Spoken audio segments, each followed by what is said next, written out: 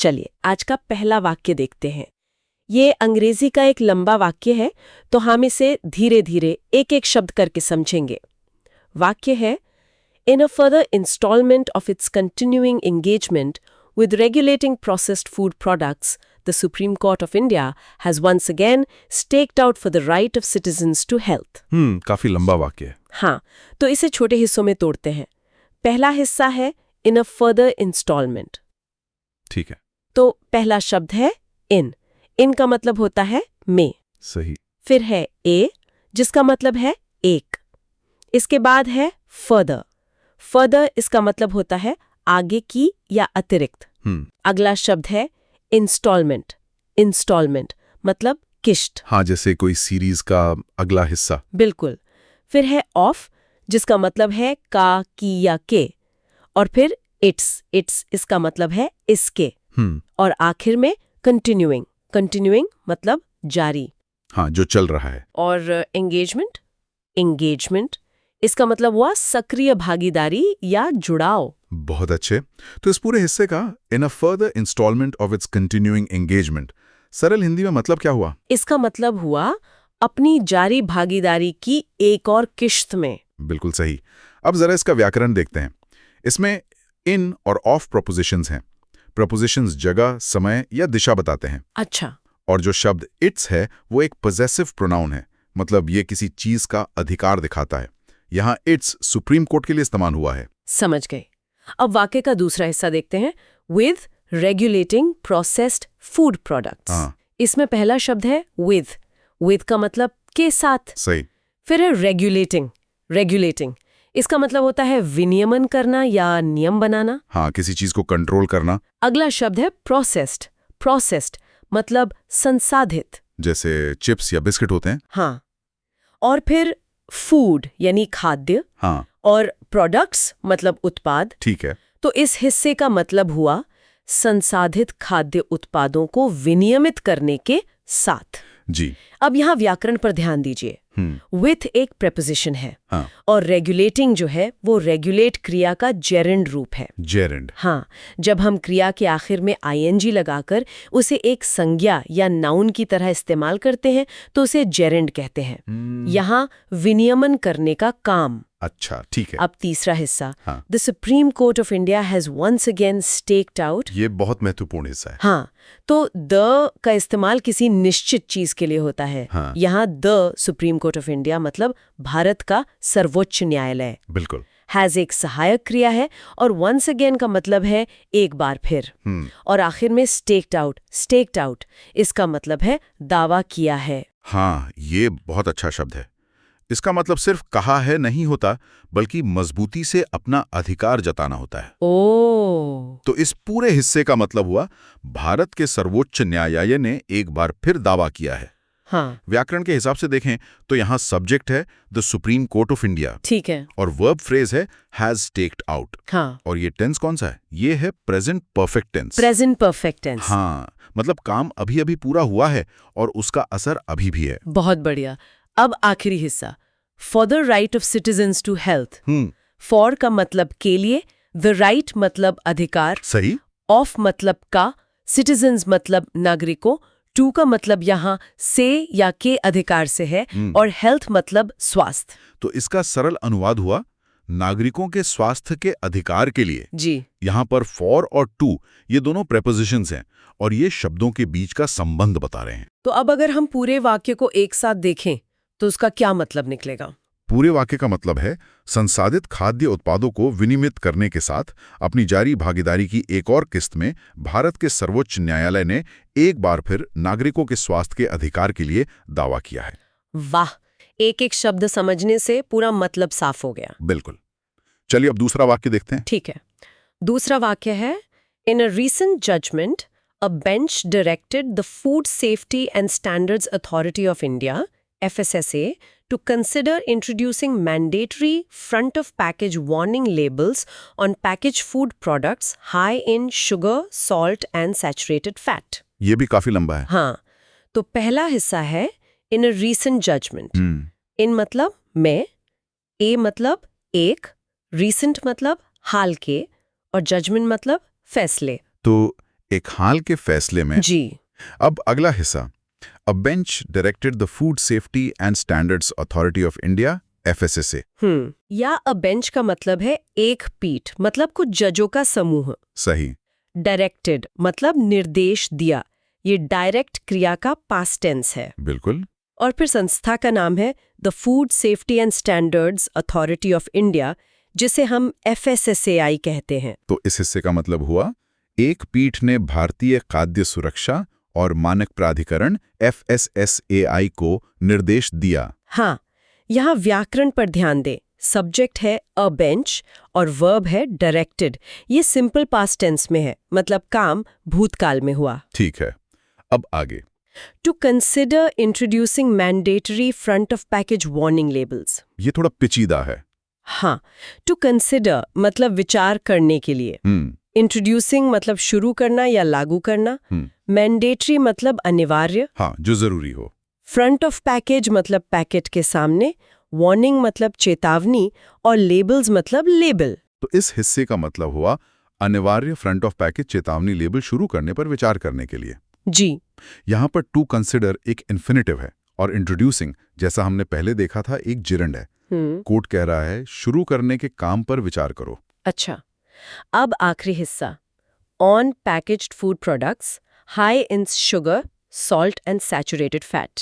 ठीक है। ऑन का मतलब पर, पैकेज्ड फूड प्रोडक्ट्स मतलब पैकेज्ड खाद्य उत्पादों। हाई इन मतलब में उच्च या जिनमें मात्रा ज्यादा हो। और फिर 3 चीजें हैं, शुगर चीनी, सॉल्ट नमक, एंड और सैचुरेटेड फैट संतृप्त वसा। बिल्कुल। तो इसका मतलब हुआ चीनी, नमक और संतृप्त वसा में उच्च पैकेज्ड खाद्य उत्पादों पर। हाँ, यहाँ ऑन और इन प्रेपोजिशंस के इस्तेमाल पर ध्यान दें। लेबल उत्पादों पर होंगे ऑन, और चीनी नमक की मात्रा उत्पाद के अंदर ज्यादा होगी इन, और एंड एक कंजंक्शन है जो तीनों चीजों को जोड़ रहा है। बहुत अच्छे से समझाया आपने, शुक्रिया। अब तीसरा वाक्य देखें। हाँ, तीसरा वाक्य छोटा और सीधा है। Justices J.B. Pardiwala and K.V. Viswanathan directed the FSSAI to file its response to the proposal within 4 weeks. पहला हिस्सा है, Justices J.B. Pardiwala and K.V. Viswanathan directed the FSSAI. ठीक है। Justices मतलब न्यायाधीश, फिर दोनों जजों के नाम हैं। हाँ। And इन दोनों नामों को जोड़ रहा है।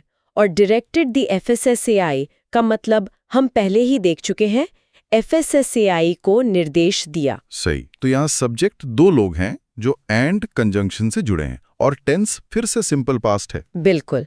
अगला हिस्सा, to file its response to the proposal.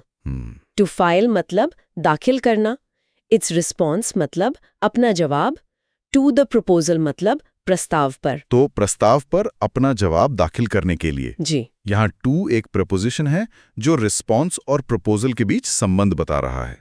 4 हफ्ते पूरे होने से पहले पहले, उसके बाद नहीं। ये एक सख्त समय सीमा है। हाँ, ये अंतर महत्वपूर्ण है। तो अब तक सब साफ है। जी। अब आखिरी और सबसे अहम वाक्य पर आते हैं। ठीक है।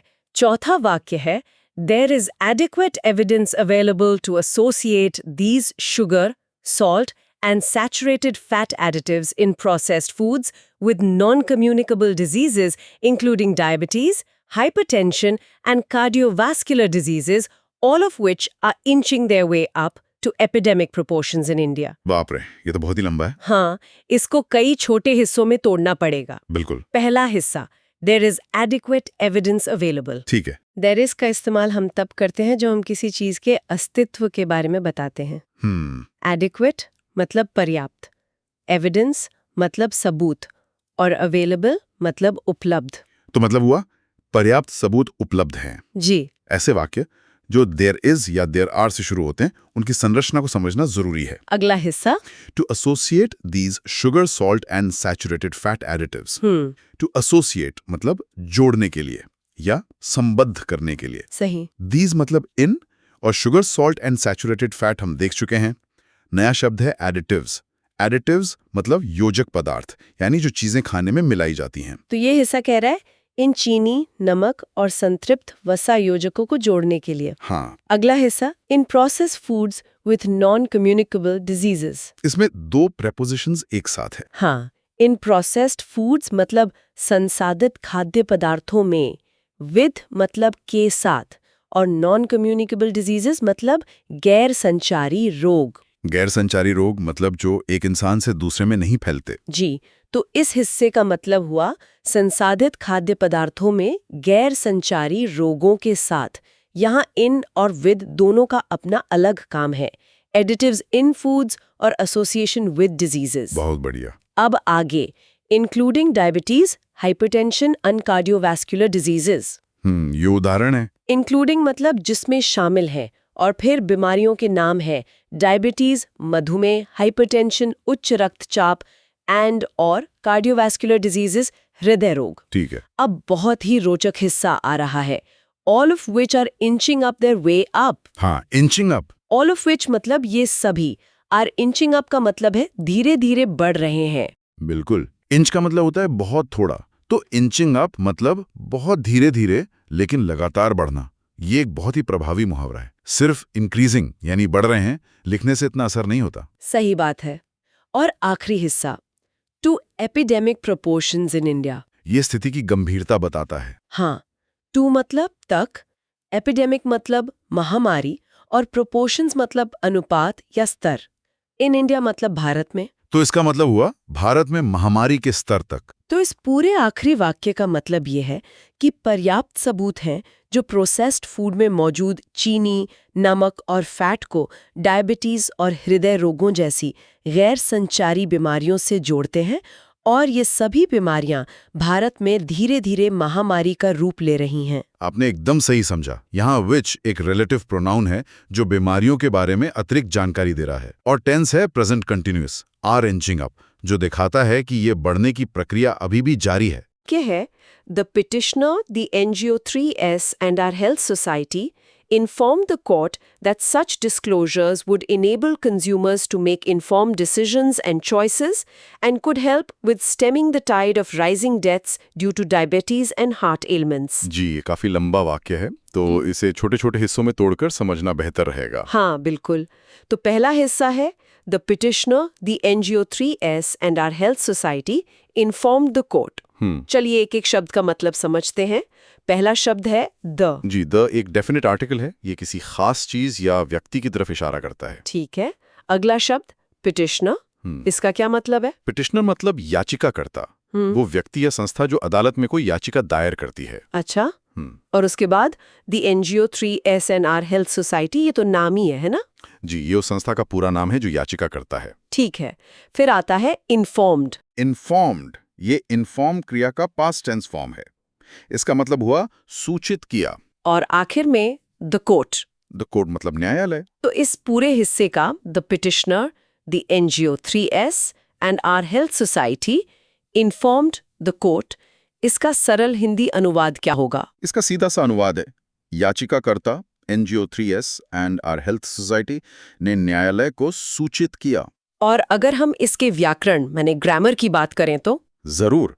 देखिए, इस हिस्से में the petitioner, the NGO 3S and our health society, ये पूरा का पूरा सब्जेक्ट है, यानी कर्ता। अच्छा, ये सब मिलकर करता है? जी।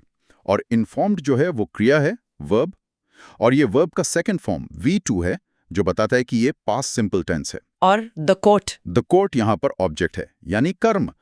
क्रिया का असर इसी पर पड़ रहा है। बहुत अच्छे से समझ आया। अब वाक्य के अगले हिस्से पर चलते हैं, that such disclosures would enable consumers. तो यहाँ पहला शब्द है that. जी, यहाँ that का मतलब है कि। ये कंजंक्शन मतलब संयोजक है जो वाक्य के दो हिस्सों को जोड़ रहा है। ठीक है। अगला शब्द है such. सच मतलब इस तरह के। और disclosures. डिस्क्लोजर्स का मतलब है खुलासे या जानकारी देना। फिर है would enable. हाँ, वुड एनेबल का मतलब होगा सक्षम बनाएगा। और आखिरी शब्द consumers. कंज्यूमर्स मतलब उपभोक्ता, हम और आप जैसे लोग जो सामान खरीदते हैं। तो इस हिस्से का that such disclosures would enable consumers का सरल अनुवाद क्या हुआ? इसका अनुवाद होगा कि इस तरह के खुलासे उपभोक्ताओं को सक्षम बनाएंगे। अब जरा इसका व्याकरण समझाएंगे? बिल्कुल। जैसा मैंने कहा, दैट एक कंजंक्शन है। अब इस नए क्लॉज में सच डिस्क्लोजर्स जो हैं वो सब्जेक्ट बन गया है। अच्छा, इस छोटे हिस्से का अपना सब्जेक्ट है? जी, और वुड एनेबल यहाँ पर वर्ब फ्रेज है। इसमें वुड एक मॉडल वर्ब है जो भविष्य की एक संभावना बता रहा है, और एनेबल मुख्य क्रिया है जो अपने बेस फॉर्म में है। बहुत बढ़िया।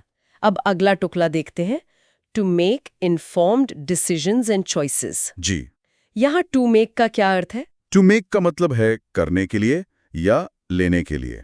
और इन्फॉर्म्ड? इन्फॉर्म्ड मतलब सूचित या जानकारी से भरा हुआ। और डिसीजंस एंड चॉइसेस? डिसीजंस मतलब निर्णय और चॉइसेस मतलब विकल्प।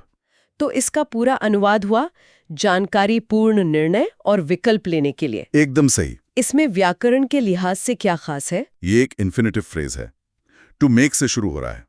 ये बता रहा है कि उपभोक्ताओं को सक्षम क्यों बनाया जाएगा, उद्देश्य क्या है। अच्छा, ये उद्देश्य बता रहा है। जी, और यहाँ पर जो शब्द इन्फॉर्म्ड है वो एक एडजेक्टिव यानी विशेषण है।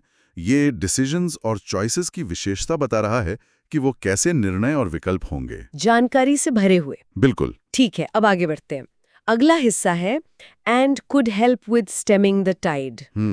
ये दिलचस्प हिस्सा है। पहला शब्द एंड मतलब और, फिर है कुड हेल्प। कुड हेल्प का मतलब है मदद कर सकता है, ये भी एक संभावना बता रहा है। और विद एक प्रपोजिशन है, यहाँ इसका मतलब में है। और ये स्टेमिंग द टाइड, ये तो कुछ अलग लग रहा है। हाँ, स्टेमिंग द टाइड एक मुहावरा है, एन इडियम। इसका शाब्दिक अर्थ है ज्वार को रोकना, लेकिन यहाँ इसका मतलब है किसी बुरी चीज के प्रवाह या बढ़ोतरी को रोकना। तो इसका सरल अनुवाद क्या होगा? इसका अनुवाद होगा और ये बढ़ोतरी को रोकने में मदद कर सकता है। और इसका व्याकरण? इसमें कुड एक मॉडल वर्ब है जो संभावना दिखाता है, और जो शब्द है स्टेमिंग वो बहुत महत्वपूर्ण है। वो कैसे? यहाँ स्टेम क्रिया में आईएनजी लगाकर उसे एक जेरेंड यानी क्रियावाचक संज्ञा की तरह इस्तेमाल किया गया है। ये यहाँ एक नाउन का काम कर रहा है। अच्छा, मतलब क्रिया को संज्ञा बना दिया। जी। चलिए अब इस वाक्य के आखिरी हिस्से को देखते हैं। Of rising deaths due to diabetes and heart ailments. जी। ऑफ का मतलब की। फिर है राइजिंग डेथ्स। राइजिंग माने बढ़ती हुई, और डेथ्स मतलब मौतें, तो बढ़ती हुई मौतें। उसके बाद है ड्यू टू। ड्यू टू का मतलब है के कारण। और आखिर में diabetes and heart elements. Diabetes माने मधुमेह, और हार्ट एलिमेंट्स मतलब हृदय रोग। तो इसका पूरा अनुवाद हुआ मधुमेह और हृदय रोगों के कारण बढ़ती मौतों की। एकदम सही अनुवाद है। इसमें कोई खास व्याकरण का नियम? हाँ, इसमें जो शब्द है राइजिंग वो एक एडजेक्टिव की तरह काम कर रहा है, और नाउन डेथ्स की विशेषता बता रहा है, और ऑफ और ड्यू टू प्रेपोजिशंस हैं जो वाक्य के अलग अलग शब्दों में संबंध बना रहे हैं। बहुत अच्छे। तो ये था हमारा पहला वाक्य। अब दूसरे वाक्य की तरफ पढ़ते हैं। जी। दूसरा वाक्य है, Earlier in 2025, the court had directed an expert committee under the FSSAI to submit its recommendations on the amendments required to be made to the Food Safety and Standards Labeling and Display Regulations 2020 to implement front of package labeling. ये भी काफी लंबा और तकनीकी वाक्य है। हाँ, तो इसे भी टुकड़ों में ही समझते हैं। पहला हिस्सा है, Earlier in 2025, the court had directed an expert committee. ठीक है।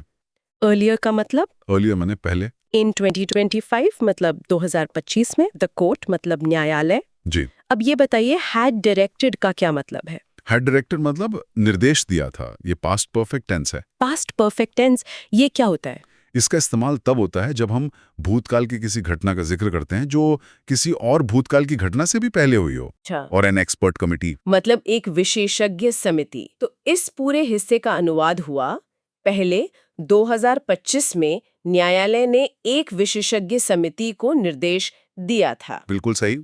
और व्याकरण के हिसाब से द कोर्ट यहाँ सब्जेक्ट है, हैड डायरेक्टेड वर्ब है, और एन एक्सपर्ट कमिटी ऑब्जेक्ट है। समझ आ गया। अब अगला हिस्सा देखते हैं।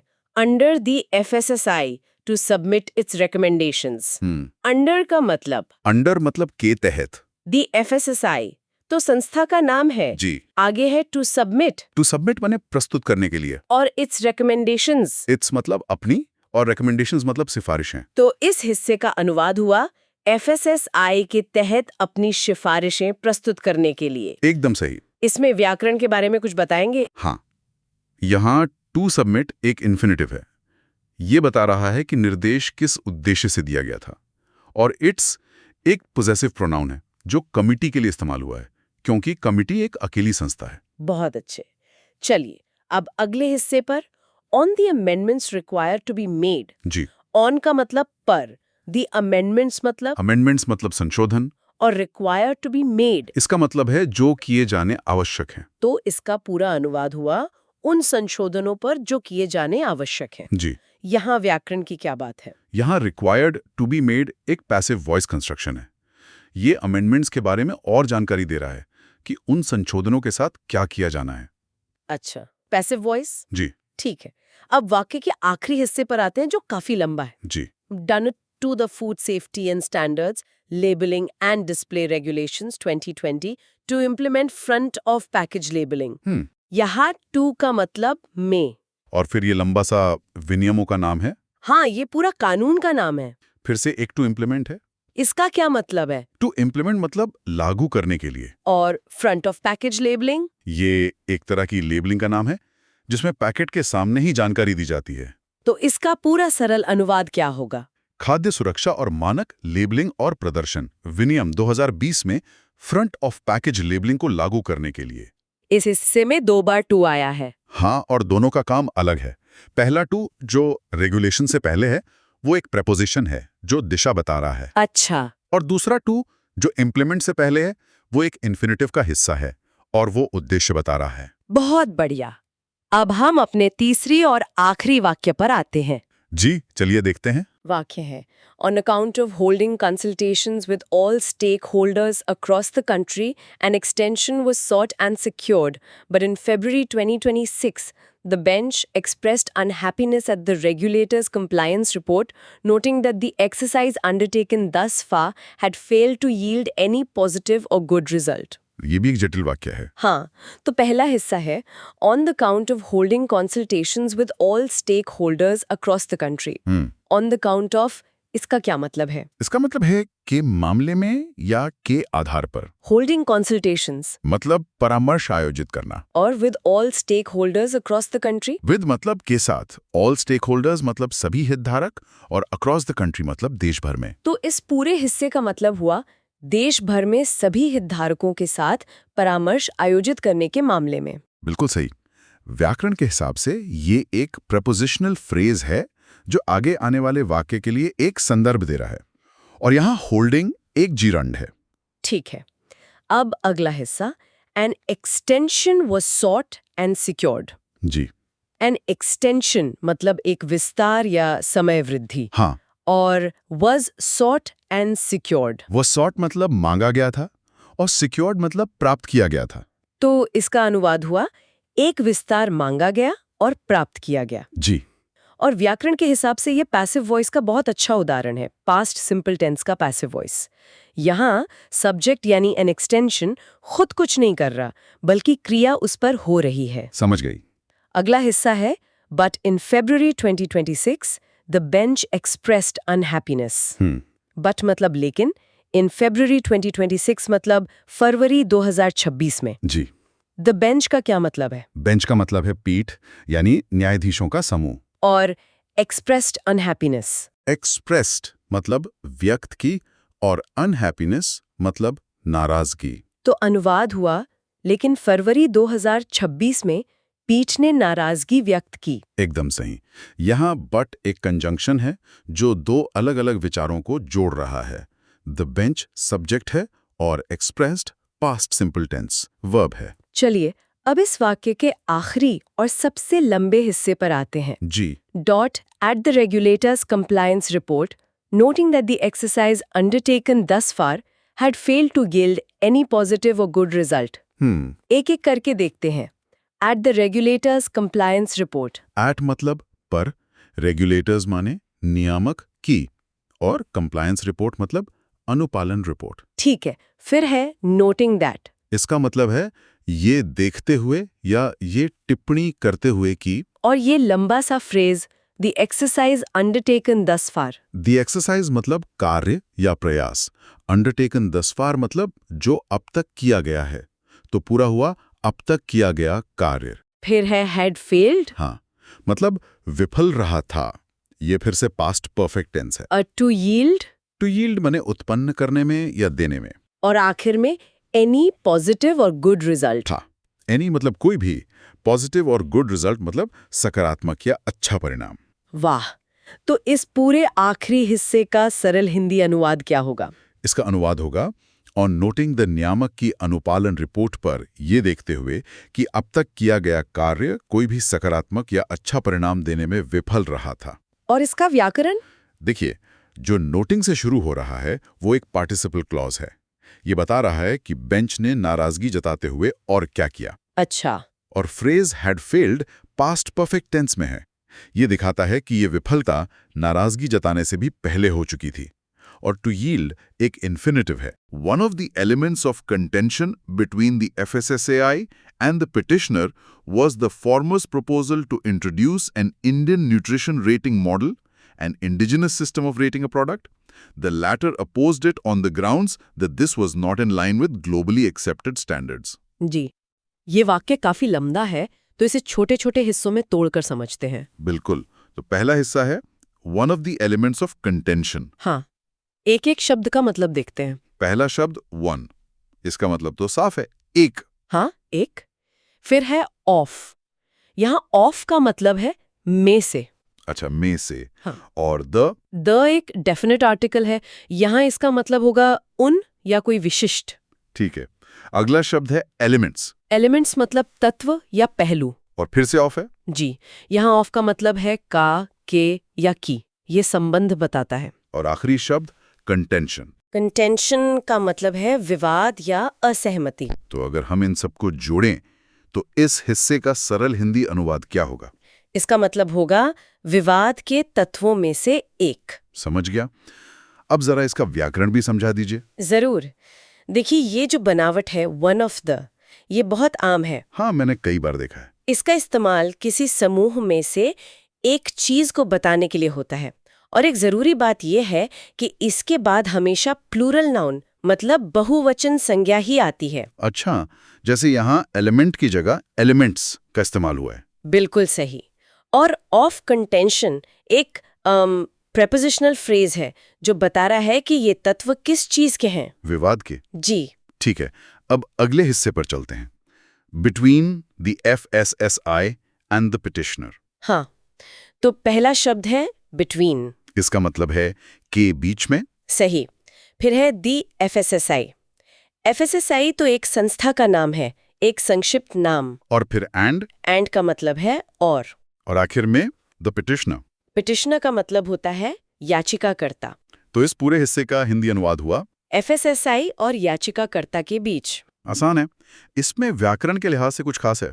हाँ, एक छोटी सी बात है। ये जो बिटवीन डॉट एंड है, ये एक कंजंक्शन जोड़ी है। अच्छा।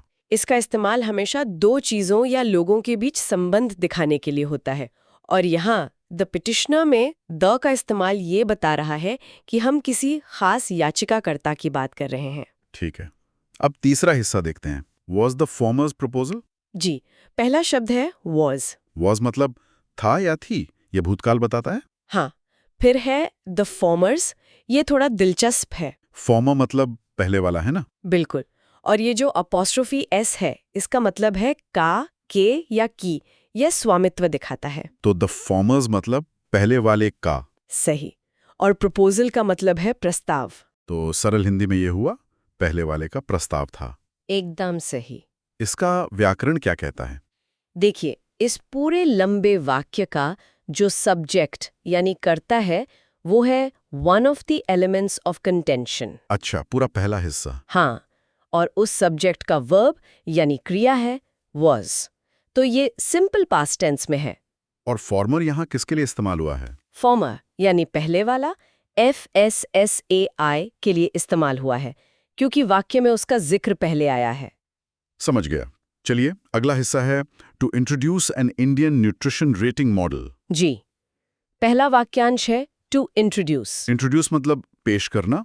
तो टू इंट्रोड्यूस हुआ पेश करने के लिए या लागू करने के लिए। बिल्कुल। फिर है एन इंडियन। अन का मतलब एक और इंडियन मतलब भारतीय।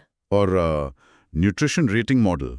न्यूट्रिशन मतलब पोषण, रेटिंग मतलब मूल्यांकन और मॉडल मतलब प्रणाली या मॉडल। तो इस पूरे हिस्से का मतलब हुआ एक भारतीय पोषण रेटिंग मॉडल पेश करने का। जी, व्याकरण के हिसाब से टू इंट्रोड्यूस एक इन्फिनिटिव वर्ब है। इन्फिनिटिव मतलब टू के साथ वर्ब का पहला रूप। हाँ, ये यहाँ प्रस्ताव का उद्देश्य बता रहा है।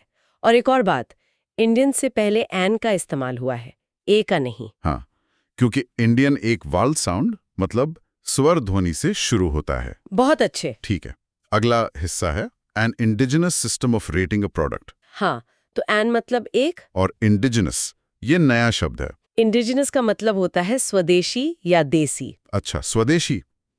फिर system of rating a product. System मतलब प्रणाली, ऑफ रेटिंग मतलब मूल्यांकन करने का, अब प्रोडक्ट मतलब एक उत्पाद। तो इसका हिंदी अनुवाद हुआ एक उत्पाद का मूल्यांकन करने की एक स्वदेशी प्रणाली। बिल्कुल, व्याकरण की दृष्टि से यह एक बहुत ही रोचक हिस्सा है। वो कैसे? ये जो वाक्यांश है इन इंडिजिनस सिस्टम, ये असल में पिछले वाक्यांश इंडियन न्यूट्रिशन रेटिंग मॉडल के बारे में अतिरिक्त जानकारी दे रहा है। अच्छा, ये बता रहा है कि वो मॉडल क्या है। हाँ, इसे एपोजिटिव फ्रेज कहते हैं और यहाँ एक सेमीकोलन यानी अर्धविराम का भी इस्तेमाल हुआ है। हाँ, उसका क्या काम है यहाँ? सेमीकोलन का इस्तेमाल दो ऐसे इंडिपेंडेंट क्लॉजेज मतलब स्वतंत्र खंडों को जोड़ने के लिए होता है जो एक दूसरे से बहुत करीब से जुड़े हों। ठीक है, अब हम वाक्य के दूसरे मुख्य भाग पर आते हैं।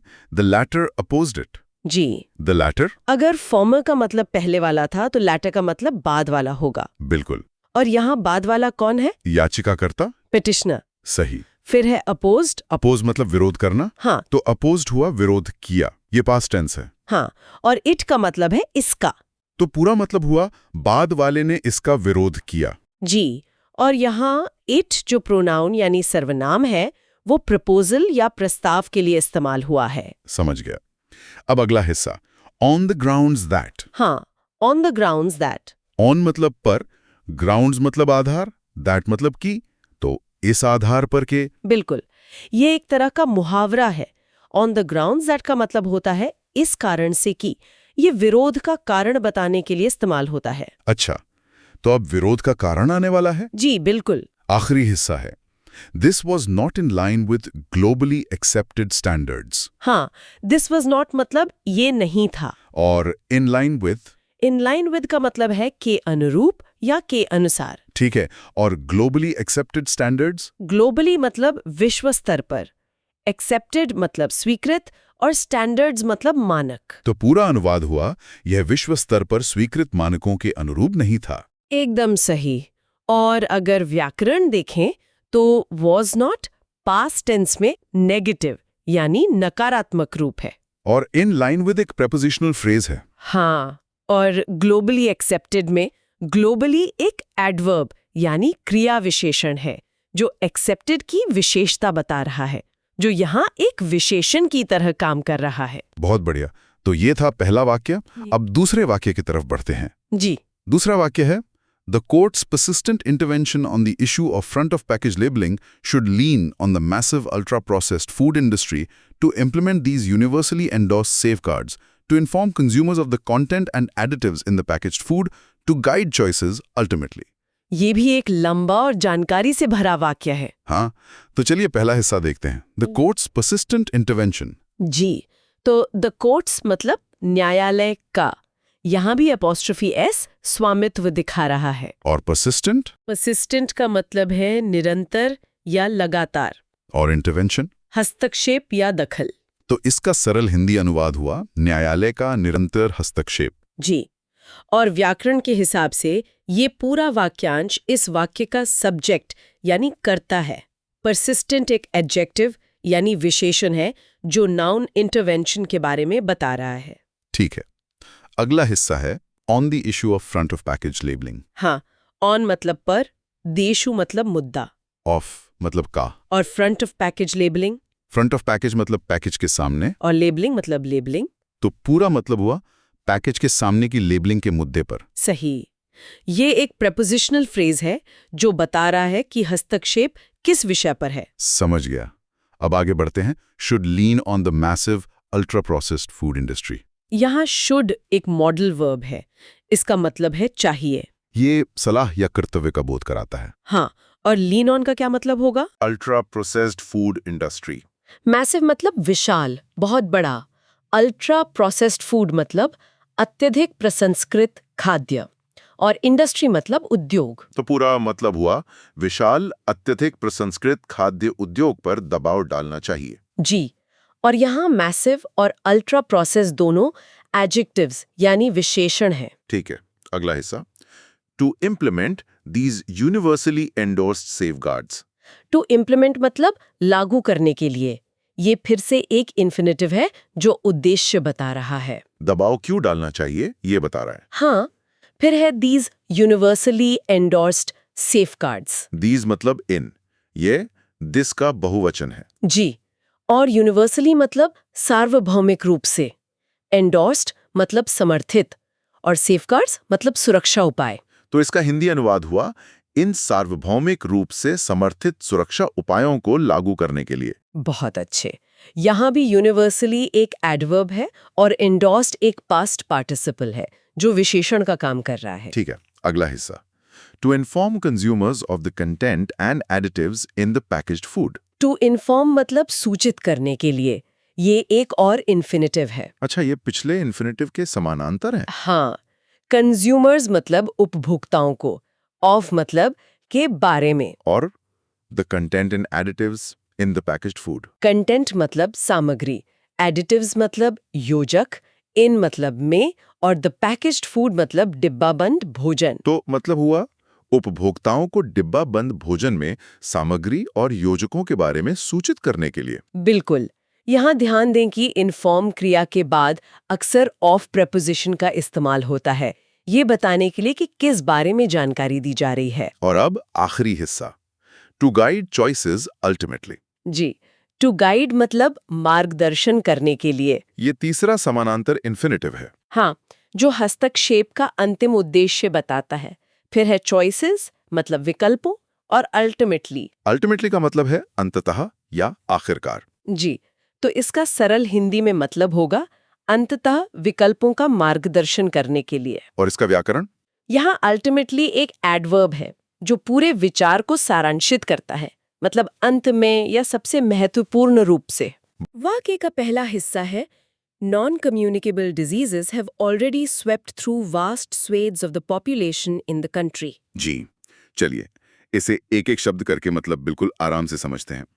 पहला शब्द समूह है non communicable diseases. Non-communicable diseases? हाँ, इसका सीधा सा मतलब है गैर संचारी रोग, मतलब ऐसी बीमारियां जो एक इंसान से दूसरे में छूने से नहीं फैलती। अच्छा, जैसे डायबिटीज? बिल्कुल, जैसे डायबिटीज या दिल की बीमारी।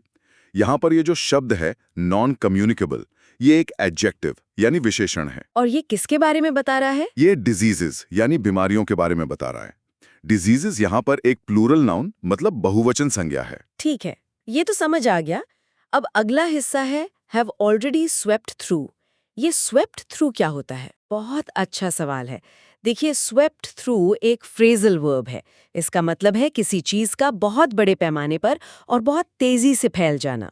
तो स्प्रेड जैसा कोई आसान शब्द क्यों नहीं इस्तेमाल किया? कर सकते थे, लेकिन स्वेप्ट थ्रू में एक ज्यादा ताकत है। जैसे कोई बाढ़ या आग फैलती है ना, उस तरह का भाव है इसमें। मतलब ये बीमारियां धीरे धीरे नहीं बल्कि एक आपदा की तरह फैली हैं। ओहो, मतलब ये सिर्फ फैलना नहीं है, ये तो हावी हो जाना है। एकदम सही। और इसमें जो हैव स्वेप्ट का इस्तेमाल हुआ है वो है present perfect tense. Present perfect, इसका क्या मतलब हुआ? इसका मतलब है कि ये फैलने का काम अतीत में शुरू हुआ पर उसका असर आज भी है, वो समस्या खत्म नहीं हुई है। अच्छा, और ऑलरेडी का मतलब? ऑलरेडी यानी पहले ही। ये इस बात पर जोर दे रहा है कि ये काम बहुत पहले ही हो चुका है। समझ गया।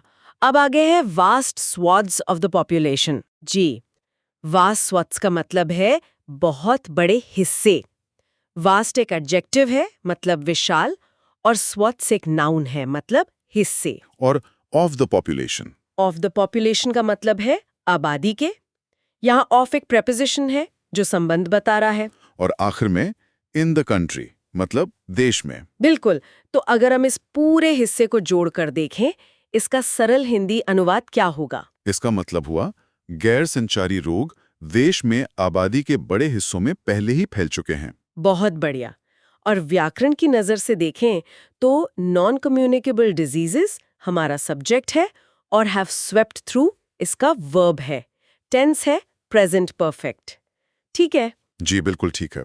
चलिए अब वाक्य के दूसरे हिस्से पर चलते हैं। वो है the 2023 ICMR INDIAB study found that 101 million people in India 11.4% of the population have diabetes. जी, अब ये हिस्सा पहले वाले दावे को मतलब एक सबूत दे रहा है। राइट। यहाँ द 2023 ICMR इंडिया स्टडी जो है ये इस हिस्से का सब्जेक्ट है, यानी अध्ययन। और इसके बाद का शब्द है फाउंड। हाँ, फाउंड, जिसका मतलब है पाया। ये फाइंड क्रिया का दूसरा रूप है। तो ये कौन सा टेंस हुआ? ये तो पास्ट सिंपल टेंस हुआ। बिल्कुल सही। एक मिनट, पहले था प्रेजेंट परफेक्ट और अब है पास्ट सिंपल। एक ही वाक्य में ऐसा क्यों? वाह, बहुत अच्छी पकड़ है आपकी।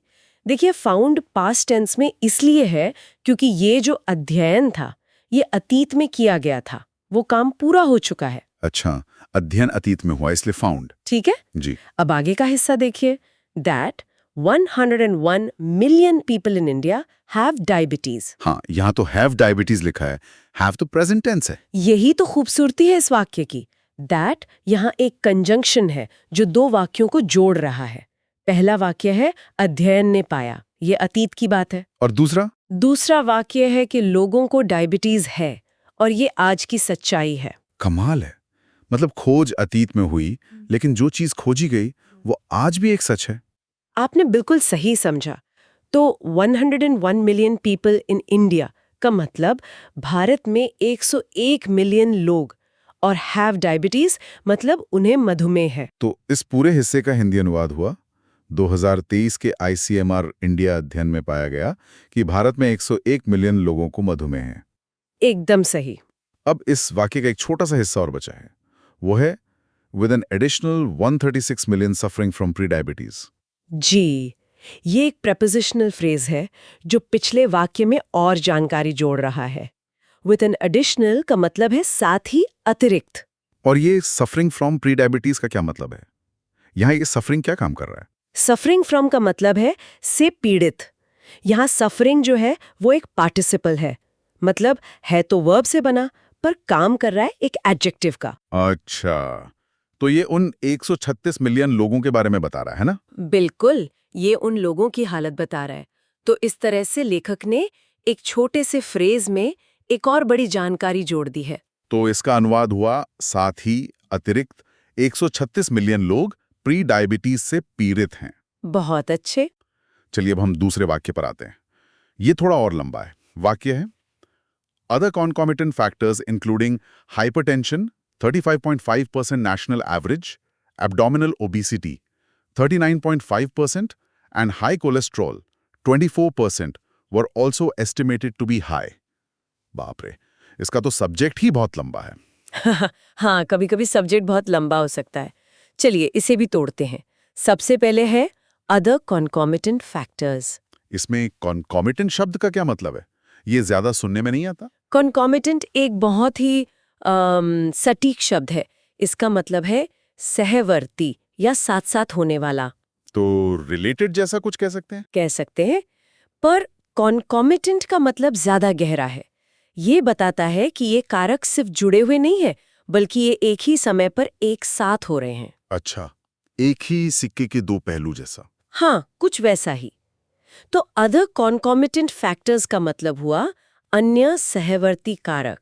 और उसके बाद है इंक्लूडिंग, मतलब जिसमें शामिल है, और फिर उदाहरण दिए गए हैं ना? जी, हाइपरटेंशन यानी उच्च रक्तचाप, एब्डोमिनल ओबेसिटी यानी पेट का मोटापा, और हाई कोलेस्ट्रॉल यानी उच्च कोलेस्ट्रॉल। ये सब मिलकर इस वाक्य का सब्जेक्ट है। ठीक है, अब वाक्य का दूसरा हिस्सा देखते हैं। Were also estimated to be high. हाँ, ये वाक्य का क्रिया वाला हिस्सा है। वर एस्टिमेटेड का मतलब है अनुमान लगाया गया था। यू वर एस्टिमेटेड तो पैसिव वॉइस है, सही है ना? बिल्कुल सही पहचाना आपने। ये पास्ट सिंपल टेंस का पैसिव वॉइस है। तो यहाँ एक्टिव वॉइस क्यों नहीं इस्तेमाल किया, जैसे रिसर्चर्स एस्टिमेटेड? बहुत अच्छा सवाल है। देखिए, वैज्ञानिक लेखों में अक्सर पैसिव वॉइस का इस्तेमाल होता है। ऐसा इसलिए करते हैं ताकि जोर इस बात पर रहे कि क्या किया गया, न कि इस पर कि किसने किया। मतलब काम ज्यादा महत्वपूर्ण है, काम करने वाला नहीं। एकदम। इससे लेख ज्यादा ऑब्जेक्टिव यानी वस्तुनिष्ठ लगता है। वाह, ये तो बहुत दिलचस्प है। और ऑल्सो का मतलब भी, और टू बी हाई मतलब उच्च होना। जी, तो पूरे वाक्य का सरल हिंदी अनुवाद क्या बना? उच्च रक्तचाप, पेट का मोटापा और उच्च कोलेस्ट्रॉल सहित अन्य सहवर्ती कारकों का भी उच्च होने का अनुमान लगाया गया था। बिल्कुल सटीक। चलिए, अब आज के आखिरी वाक्य पर आते हैं। वाक्य है, Introducing front of package labeling is an essential part of establishing a continuum of care that begins with prevention. जी, इसका पहला हिस्सा है Introducing front of package labeling is an essential part. यहाँ वाक्य की शुरुआत इंट्रोड्यूसिंग से हो रही है, जो एक वर्ब जैसा लगता है। ऐसा हो सकता है? हाँ, यही तो अंग्रेजी का एक मजेदार नियम है। ये इंट्रोड्यूसिंग यहाँ पर एक वर्ब की तरह दिख तो रहा है, पर काम एक नाउन यानी संज्ञा का कर रहा है। अच्छा। जी, इसे जेरेंड कहते हैं। तो introducing front of package labelling का पूरा मतलब है पैकेज के सामने लेबलिंग को शुरू करना। और ये पूरा का पूरा वाक्यांश इस वाक्य का सब्जेक्ट है। समझ गया। जैसे हम कहते हैं स्विमिंग इज गुड एक्सरसाइज, जी, उसमें स्विमिंग एक जेरेंड है। बिल्कुल, आपने एकदम सही उदाहरण दिया। इसके बाद का हिस्सा तो आसान है। इज हमारी क्रिया है और एन एसेंशियल पार्ट का मतलब है एक अनिवार्य हिस्सा। तो इस हिस्से का अनुवाद हुआ, पैकेज के सामने लेबलिंग शुरू करना एक अनिवार्य हिस्सा है। सही है। अब अगला हिस्सा देखते हैं, of establishing a continuum of care. मुझे लगता है यहाँ एस्टैब्लिशिंग भी एक जेरेंड है, क्योंकि ये ऑफ प्रेपोजिशन के बाद आया है। शाबाश, आप बिल्कुल सही रास्ते पर हैं। प्रेपोजिशन के बाद अगर कोई क्रिया आती है तो वो हमेशा आईएनजी के साथ ही आती है, वो जेरेंड बन जाती है। ठीक है। और अ कंटिन्यूम ऑफ केयर का क्या मतलब है? कंटिन्यूम का मतलब होता है निरंतरता। तो अ कंटिन्यूम ऑफ केयर का मतलब हुआ देखभाल की एक निरंतरता या देखभाल का एक अटूट क्रम। तो इस हिस्से का मतलब हुआ देखभाल की एक निरंतरता स्थापित करने का। जी, अब आखिरी टुकड़ा, that begins with prevention. That begins with prevention. यहाँ दैट का मतलब है जो, ये एक रिलेटिव प्रोनाउन है। ये किसके बारे में बता रहा है? ये अ कंटिन्यूम ऑफ केयर के बारे में बता रहा है। बिल्कुल, ये बता रहा है कि ये देखभाल की निरंतरता कैसी है। दैट बिगिंस विद प्रिवेंशन मतलब जो रोकथाम से शुरू होती है। अच्छा, और बिगिंस में एसक्यू लगाया है। क्योंकि इसका सब्जेक्ट यानी अ कंटिन्यूम ऑफ केयर एक वचन या सिंगुलर है, इसलिए वर्ब में एस लगा है। समझ गया। तो इसका मतलब है कि देखभाल इलाज से नहीं बल्कि रोकथाम से शुरू होनी चाहिए। आपने इसके भाव को पूरी तरह पकड़ लिया है। तो अब पूरे वाक्य का एक साथ मतलब क्या हुआ? पूरे वाक्य का मतलब हुआ, पैकेज के सामने लेबलिंग शुरू करना देखभाल की एक ऐसी निरंतर व्यवस्था को स्थापित करने का एक अनिवार्य हिस्सा है, जिसकी शुरुआत ही रोकथाम से होती है। बहुत ही बढ़िया।